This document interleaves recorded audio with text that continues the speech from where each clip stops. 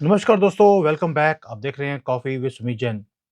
दोस्तों, आपने देखा होगा कि अभी रिसेंटली एक वर्ड शुरू किया गया गंदगी फैमिली से।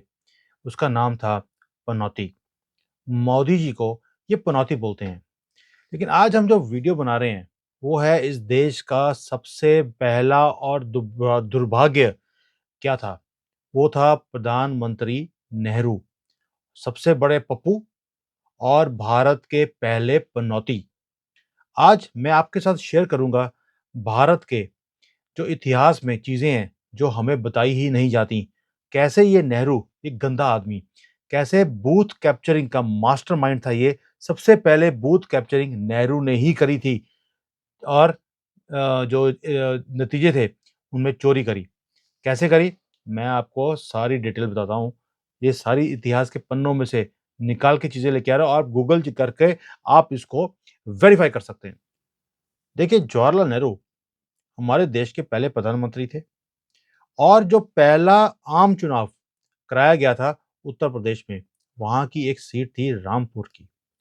वहां से जो आदमी हारा था उसका नाम था, जो कांग्रेसी था, उसका नाम था मौलाना अब्दुल कलाम आजाद। लेकिन जवाहरलाल नेहरू चाहते थे कि किसी भी कीमत पर, जबरदस्ती भी अगर करना पड़े, तो इस आदमी को जिताना है। उन्होंने आदेश भी दे दिए और उनके आदेश पर उत्तर प्रदेश के जो उस वक़्त मुख्यमंत्री थे, पंडित गोविंद वल्लभ पंत ने रामपुर का जो आगे जिलाधिकारी होता है, उस पर उसको बोला भी, तुम जो घोषणा हो चुकी है, परिणाम बदलो, क्योंकि हमें ऊपर से प्रेशर आ रहा है। और इसी दबाव के कारण प्रशासन ने जीते हुए प्रत्याशी विशन चंद्र सेठ की मत पेटी के जो वोट थे, तब क्या होता था कि पेटियां होती थी, पेटी के जो वोट थे उन्हें बदलकर क्या किया गया, उन्हें मौलाना अब्दुल के पेटी में डाल दिया गया। और उसके बाद बोला कि भैया, ये जो परिणाम है ये घोषित गलत हुए हैं, इस मतगणना को दोबारा से करवाना पड़ेगा। और उसके बाद इन्होंने मौलाना अब्दुल को जिता भी दिया। ये एक सीक्रेट है जो इतिहास के पन्नों में दबा हुआ था।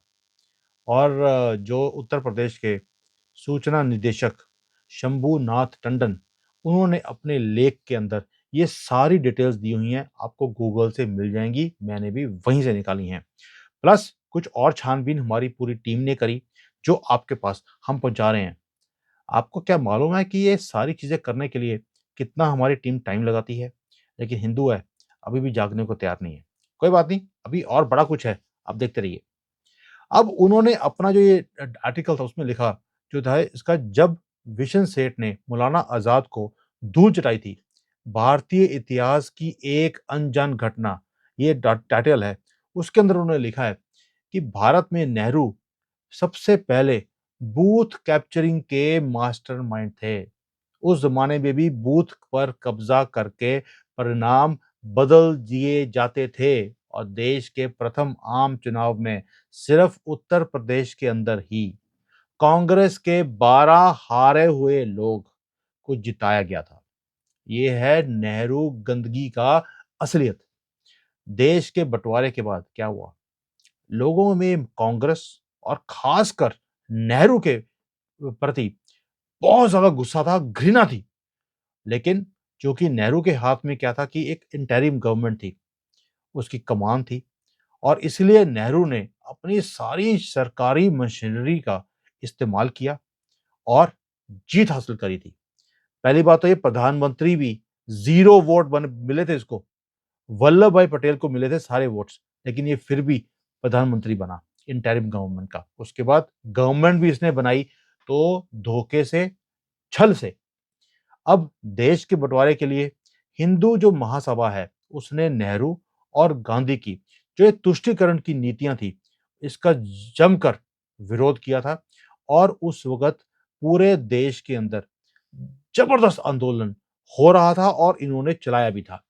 और लोगों ने नेहरू के प्रति बहुत गुस्सा दिखाया। इसलिए हिंदू महासभा ने क्या किया, उन्होंने कांग्रेस के जो दिग्गज नेता है ना, उनके विरुद्ध हिंदू महासभा के जो दिग्गज लोग थे उन्हें खड़ा कर दिया। और किस किस को खड़ा किया, फूलपुर से संत शेख प्रभु दत्त, ब्रह्मचारी और मौलाना अब्दुल के विरुद्ध रामपुर से भैया विशन चंद्र सेठ को लड़ाया गया। ये थे दिग्गज लोग, सारे हिंदुओं को रिप्रेजेंट करने वाले। और नेहरू जो है वो भी अंतिम राउंड में जबरदस्ती 2000 वोटों से जीते थे सिर्फ। और आप समझ सकते हो नेहरू भी हार रहा था, लेकिन चोरी तो इनकी इनकी जीन्स के अंदर है। ये पूरी गंदगी की फैमिली, इसमें गंदी फैमिली बोलता है इनको। और जो सेठ विशन चंद्र थे, इनके पक्ष में भारी मतदान हुआ और मतगणना के पश्चात आप देख लीजिए क्या हुआ था कि भी 10,000 वोटों से तो जीत गए। जीतने के बाद घोषणा भी हो गई, विजय का एक रथ निकलना शुरू हो गया। और रामपुर के अंदर हिंदुओं ने जो जश्न मनाया वो देखने वाला था। पूरे पूरे सिटी में जुलूस निकाला गया। और जब ये समाचार वायरल हुआ, वहां से वायरल होकर ये गया लखनऊ, लखनऊ से गया दिल्ली। और जब दिल्ली ये मैसेज पहुंचा कि मौलाना अब्दुल कलाम आजाद हार चुके हैं, नेहरू तो तिलमिला बैठे। और ऐसे लग रहा था जैसे गरम तवे के ऊपर बैठे हुए हैं।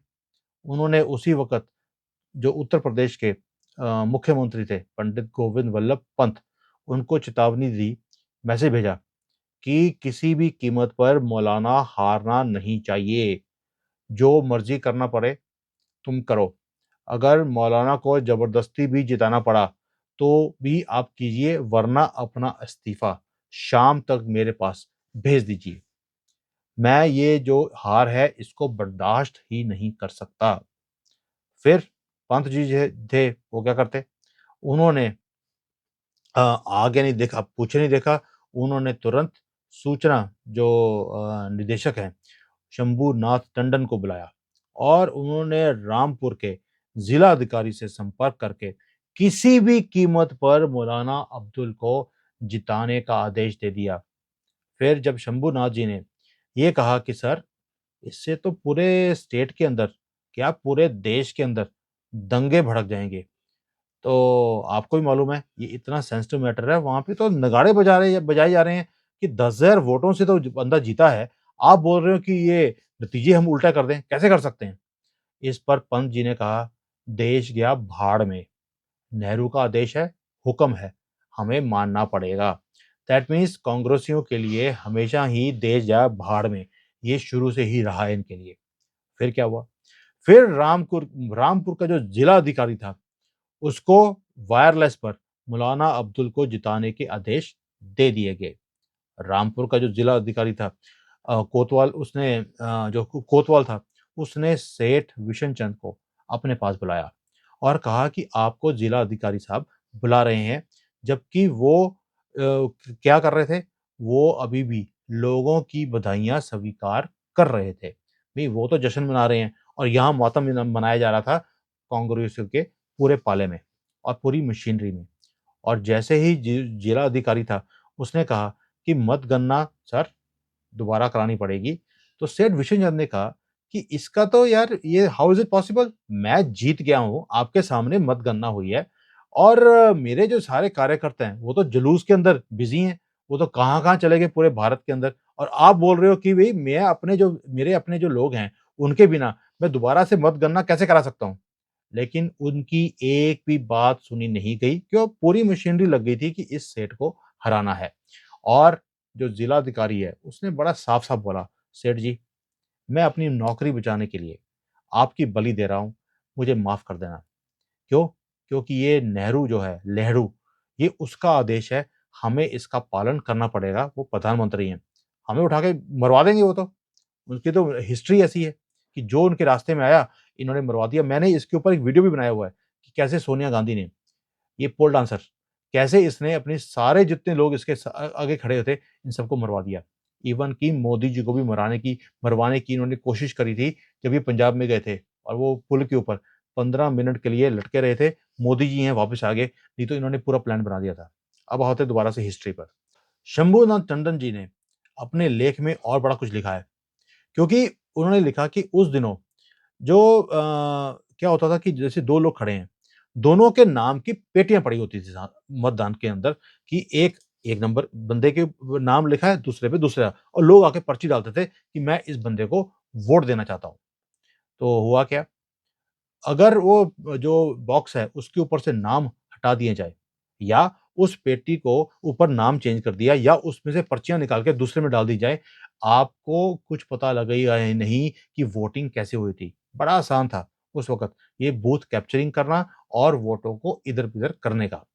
और जो हमारे पहले प्रधानमंत्री थे, सो कॉल्ड प्रधानमंत्री, उन्होंने क्या किया, इसी चीज़ का फ़ायदा उठाकर नेहरू जी ने देश की सत्ता पर कब्ज़ा कर लिया और भ्रष्टाचार की एक ऐसी गंदा नाच इन्होंने शुरू किया, जो आज तक इनके जो काबिल वारिस हैं ना, पप्पू, पप्पी और इनकी पोल डांसर माँ, वो बड़ी अच्छी तरह से उसको देखभाल कर रही है, और अब तो ये इतना बड़ा वृक्ष बन चुका है, जिसके अंदर कीड़े लग चुके हैं।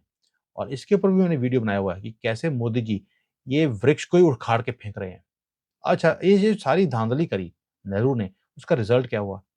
ये जो पहला पनौती था हमारे देश के ऊपर, उसने मदरसा छाप एक शिक्षा मंत्री बना दिया, जिसका नाम था वही मौलाना, जिसको जिताने में लगे हुए थे। और उस बंदे ने क्या किया, उसने सनातन के विरोध के ऊपर सारे बुक्स भर दी। मुगलों का, मुस्लिम संस्कृति का, ऐसे-ऐसे उन्होंने काल्पनिक एक स्टोरीज़ बनाई, किस्से बनाए, कोर्स बना दिए, किताबें भर दी। आप सोच के देखिए, हमारी हिस्ट्री में सिर्फ़ मुगलों के सिवाय और कुछ बताया ही नहीं जाता। या मुगल थे, या उसके बाद अंग्रेज़ आए। आपको हमारी संस्कृति के बारे में कुछ बताया जाता है? नहीं। और हमारी जो संस्कृति है, सभ्यता है, उसके अंदर तो घृणा भरी हुई है कि हिंदू जो है अपनी ही संस्कृति से नफ़रत करे। और ऐसा भाव इन्होंने पैदा करा दिया कि पूरा कोर्स है, वो कोर्स एक ही डायरेक्शन में है। ये जो मुसलमान हैं कितनी अच्छी कौम है, इनके जो राजा थे कितने अच्छे थे, हिंदुओं के लिए कितने अच्छे-अच्छे काम किए, और कुछ है ही नहीं। क्या आपको रामायण, महाभारत, हमारे जो सिख लीडर्स हैं, सिख गुरु थे, जो हमारे राजपूत थे, जिन्होंने इन सब हमारे देश के लिए इतना कुछ किया है, क्या उनके बारे में कुछ बताया गया? नहीं। सिर्फ़ पनौती की तारीफ़ें, महात्मा गांधी की तारीफ़ें, और कैसे पनौती ने आज़ादी हमें दिलाई, उसने कैसे ये धांधलियाँ करी हैं, इसके बारे में बताया ही नहीं गया। सोच के देखिए, अगर ये पनौती उस वक़्त प्रधानमंत्री ना बना होता, तो कितना अच्छा होता। Vallabh bhai Patel was the right person for our country. लेकिन हमारी भी बदकिस्मती है भारतीयों की। हमें इस पनौती वाली फैमिली के दर्शन करने थे, और इनको सहन करना था 75 सालों के लिए। अभी भी मेरे जो कमेंट्स हैं, उसके अंदर कितने लोग बोलते हैं कि सर, राहुल गांधी जैसा आदमी ना मिल नहीं सकता, बड़े अपग्रेड हो गए हैं वो, रामचंद्र लगते हैं देखने में, जैसे उन्होंने दाढ़ी बनाई हुई है, टिक्के लगाते हैं आजकल। ये चुनावी मेंढक, ये आप कब इनको समझोगे हिंदुओं, और कब आप इनको इनको नकारोगे, इनको लात मार के इस देश से बाहर निकालोगे? मुसलमान सारा इकट्ठा हो चुका है, वहाँ पर कभी भी बात नहीं सुनोगे, सुन्नी, शिया नहीं, क्योंकि इन्होंने सबको इकट्ठा कर दिया। और हिंदुओं को काटने के लिए जो कुछ ये राहुल गंदगी कर रहा है आज की डेट में, जाति, जाति, जाति। जवाहरलाल नेहरू ने भी यही काम किए शुरू में। उसने हिंदुओं को जो जीते हुए थे उनको हराया, ताकि मुसलमान आ जाएँ और इस देश में गज़वे हिंद का नारा लगे। मैंने गज़वे हिंद के ऊपर भी, जो कांग्रेस की कॉन्स्पिरेसी है, उसके ऊपर पूरी डिटेल में वीडियो बनाई है। आप जाकर मेरी सारी वीडियोज़ देख सकते हो। मैं हिंदुओं को जगाने के लिए इतिहास के वो पन्ने खोल रहा हूँ, जिसके लिए मेरी जान ले लेंगे कांग्रेस वाले, आपको भी मालूम है। क्योंकि जिसने इनके खिलाफ बोला है, वो बंदा आज तक बचा नहीं है। ये भी मेरे पीछे पड़े हुए हैं। मेरे तो हैंडल के ऊपर इतनी इन्होंने स्ट्राइक्स लगाने की कोशिश करी है, और मेरे नंबर के ऊपर मुझे धमकियाँ तक आ रही हैं कि तुझे छोड़ेंगे नहीं, तेरा सर तन से जुदा करेंगे। तूने हमारी फैमिली के ऊपर और कांग्रेस के अगेंस्ट बोलना कैसे शुरू किया। मैं आपके लिए अपनी जान को जोखिम में डाल रहा हूँ, और आप हो कि जागने के लिए तैयार नहीं हूँ। मैं फिर भी एक ही बात बोलता हूँ, भारत माता की जय, वंदे मातरम।